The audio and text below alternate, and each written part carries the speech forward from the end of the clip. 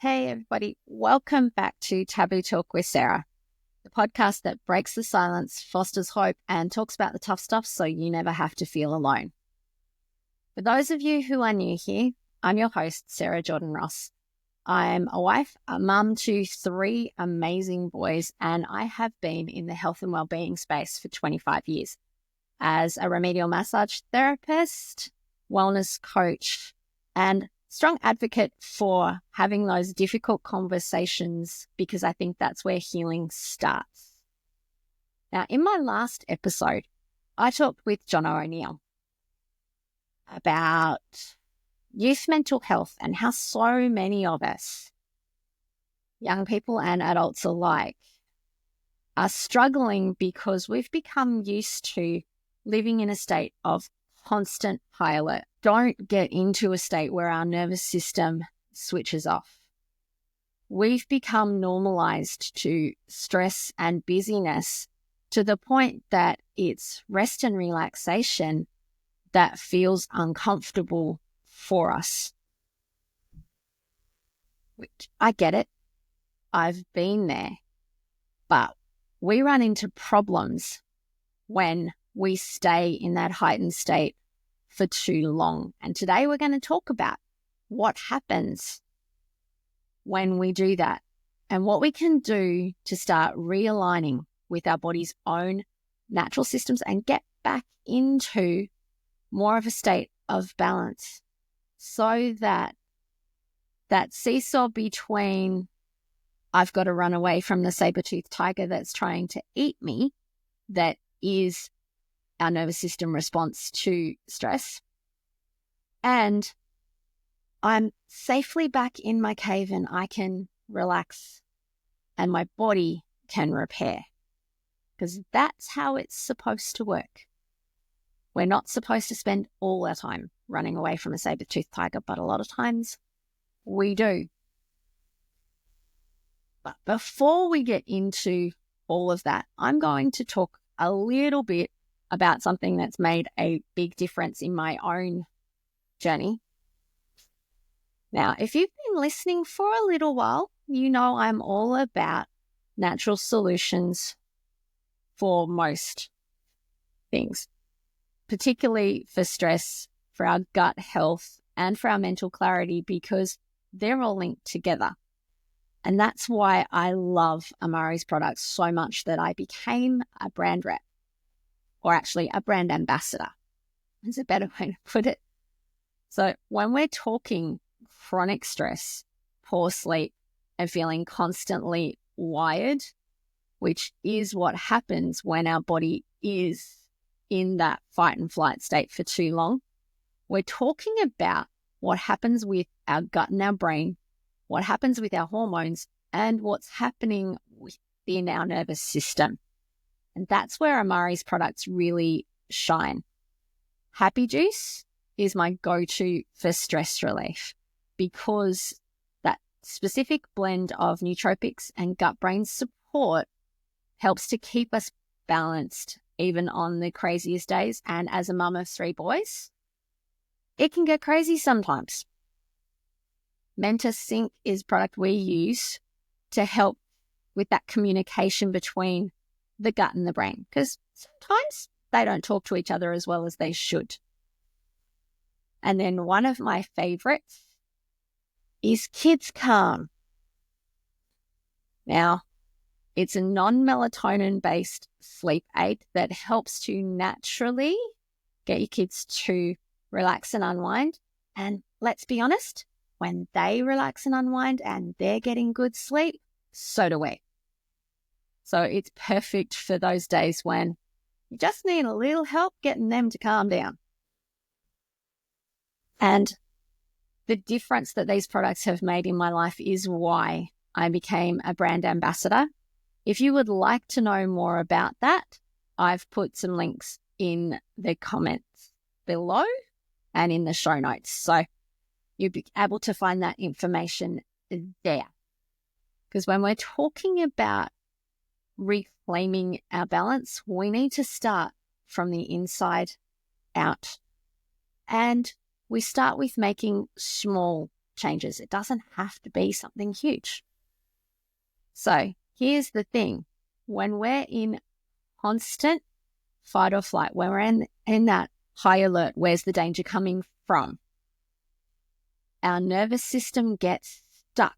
It gets stuck on overdrive, which means we're getting poor sleep because our body just doesn't know how to shut down anymore. It doesn't know how to get into that rest and repair state because it very rarely, if ever, really gets there. We have increased anxiety because our stress hormones, particularly cortisol, are constantly flooding our bodies. That then leads to fatigue and burnout because our body is using all its energy to run away from that saber-toothed tiger that's trying to eat us. It's using all of its energy to stay in survival mode, and it never gets into that rest and repair state. So we end up burning ourselves out. When we're burnt out, our immune system gets weakened as well. But the big thing, and I think it's sometimes the trigger for the rest of it, one of the basic things that happens when we're in fight and flight, our digestive system has all of the blood from it diverted to the muscles so we can fight the threat or run away from it. Because when you're running away from a threat, digestion's not seen as being all that essential. A huge percentage of our neurotransmitters like dopamine, serotonin, GABA are manufactured in our gut. So we need our gut healthy, and we need those communication channels between our gut and our brain working. Otherwise, we run into problems. But the thing is, we have gotten so used to living in that constant state of high alert that we don't even realize anymore it's not normal. And sometimes what can happen when we do have those brief moments where we are calm and peaceful, where things aren't crazy, that's where we get uncomfortable because it's like, hang on, waiting for that other shoe to drop, what's gonna go wrong?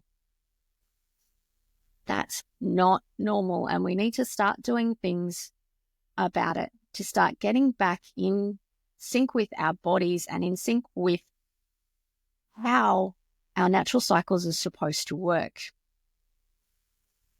So experts like Ari Whitten, Jason Prowl, Alex Howard emphasize the importance of reconnecting with our natural rhythms, our circadian rhythm, so our sleep-wake cycles, our natural rise and fall in energy. And getting in tune with those and working with them instead of working against ourselves. So one of the biggest disruptors to that is the fact that we spend an awful lot of time inside in blue light rather than outside in natural light. So what can we do about that? And why is that even important? Natural light regulates our sleep-wake cycles. It tells our body when to wake up and when to go to sleep. At one point, we lived in tune with those natural rhythms. We got up with the sun, we went to bed with the sun. And we spent the majority of our time outside, our working time outside. That has shifted, and we spend a significant amount of time inside, and we don't get that natural daily exposure to the sun, or at least not in the ways that we once did. Now, lack of sunlight affects our mood as well as our sleep, partly because it affects our sleep. And too much artificial light, particularly at night, adds a further disruption. I want to talk a little bit about a thing called SAD, or seasonal affective disorder, and the connection that it has to our sleep-wake cycles and to our mood. When people don't get enough natural light, they end up getting sad. SAD is more common in the darker months of the year, where we're not getting outside and not getting that natural light. And what happens is we sleep more, but we don't feel rested. We suffer from more insomnia, or we go to sleep okay, but then we wake up constantly because our system is just dysregulated. And then because we're not sleeping properly, we're wandering around tired and foggy and just having trouble getting anything done. That sleep deprivation then worsens any anxiety and depression that you have going on. The chronic stress weakens your immune system, so then you end up getting every cough and cold that's going around. And those mental health problems of depression, fatigue, anxiety, they lead to physical problems as well. A study in the Journal of the American Medical Association actually found that people with depression are more likely to be hospitalized because of heart disease, autoimmune conditions, and chronic pain. So why is that? It's because our mental and our physical health are intimately linked. If you're having a problem in one area, chances are you're having a problem in another. So what can we do about it? We can learn a lot from people who live in what are called the blue zones. Now, people in these areas live very long, very healthy lives. So what is it they're doing different to the rest of us? Well, some of it is that they spend more time outside moving with those natural rhythms of light and dark.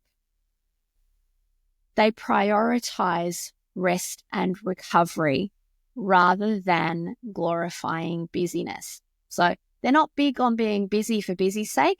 They work just as hard as the rest of us, just in different ways. And they actually take that time out to get into rest and repair. They also eat in alignment with their natural ebbs and flows of energy. They're not overly prone for eating really late at night, because you're supposed to be sleeping there. They also have really strong social connections. It's not unusual to find groups in these areas of the world having meals together, celebrating life together, but not just on big occasions like birthdays and Christmas, but just whenever, because they can. Guess what? You don't have to move to the blue zone to get these same kind of benefits for your health.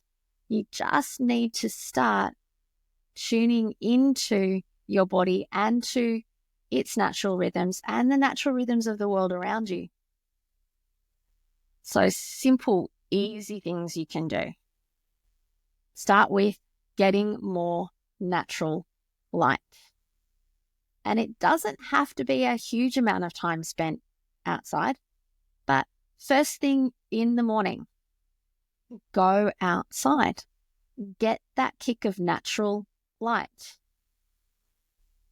When you have a break in your day, go outside. Get a breath of fresh air and see the sun. Now, I know when I worked in England, I made a conscious effort, particularly in the winter, to take my breaks outside, because I knew if I didn't, because of my work hours and that the sun keeps really strange hours in the Northern Hemisphere in winter, What's this thing with not being up before 9 o'clock and being gone again by 3? I knew if I didn't make an effort to go outside, I could go weeks without seeing the sun. And that's not good for me, and I know that. It's not good for anybody. So just get outside, get some sun. Helps with your vitamin D levels too. And a lot of Tasmanians, vitamin D levels can get pretty low. So just make sure that you're getting a little bit of time outside. If you are in an area where sun exposure can be a problem, put a hat on, wear your sunscreen. It's more about seeing that light and the effect that that has on you, and it being natural light instead of a computer screen. Prioritize getting restive sleep. Need to get your sleep cycles right. So simple little things. Set yourself up with a really good bedtime routine. Go to bed at the same time. Set up your environment so it's somewhere you want to be. And maybe get those forms of artificial light like computers and devices outside of the bedroom so that it is a place for that restorative rest, not I'm just going to check my emails and get more stimulated before you go to sleep. So you want to minimize that heightened arousal before you go to sleep, because that's just going to keep you awake for longer. So you want to have that you're calming down, and spend more time in nature. If sitting beside a river or going for a walk in the bush or watching the waves on the ocean is what makes you calm and peaceful, then do more of that. It helps to reset your nervous system. It helps to bring those stress levels down. It helps to level out your cortisol production because you're not always stressed. You're getting into that rest and repair state. And that's what's really important, is knowing when you're functioning on high alert or when you're rest and repair, and making sure that you spend a little bit more time in the rest and repair state than you do running away from saber-toothed tigers. Because we're not supposed to run on empty. We're not supposed to be stressed out of our brains all of the time. There is time when we are meant to be in fight or flight. Stuff happens and you need that little bit of stress to get things done. But you also need to give your body time to repair. And it's generally pretty good at that when we give it the right things it needs to support it. So that's what you need to start doing, is remembering that you deserve to thrive, not just survive. And your body is constantly talking to you, telling you what it needs. So tune in and listen to it and give it the support and help that it needs.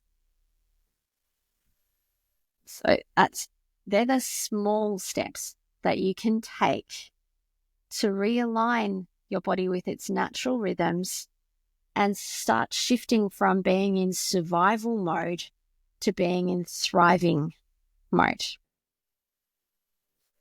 Just take one small step, because change happens one small step at a time. And it's important just to take those steps, and they don't have to be huge sweeping changes. They can just be a little thing like adding a walk into your day, getting outside, going to bed a little bit earlier, switching off your devices so you're not being exposed to blue light for so much of the time. Just take those little steps, because they are what really matters. So until next time, please take care of yourselves, take care of each other, and remember, your story matters. So please keep telling it. If anything I've said today has resonated with you, please give us a like and a share.